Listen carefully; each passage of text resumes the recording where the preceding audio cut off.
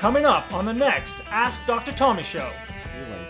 But is it a case that where over a period of time people became more and more accepting of this? It's almost like turning up the degrees of a frog being boiled to the point of where now not only do Americans accept tyranny, but they invite tyranny so long as it's tyranny of them against their neighbor.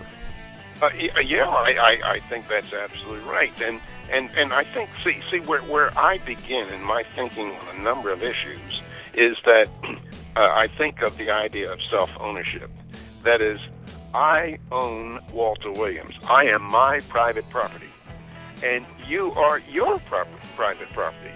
To steal from somebody, to take somebody's earnings, to give to somebody else is, again, a violation of private property. Now, I think that the listeners should not misunderstand me.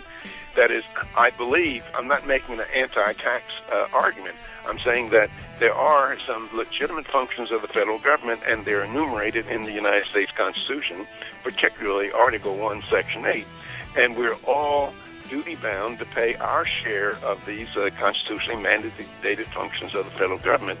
But we're in no way duty-bound to except by force and threats, to give up our earnings to somebody else. Now, also, I think that listeners should not misunderstand me. I believe in helping our fellow man in need. And I believe that reaching into one's own pockets to help one's fellow man in need is praiseworthy and laudable. Reaching into somebody else's pockets to help your fellow man in need is worthy of condemnation.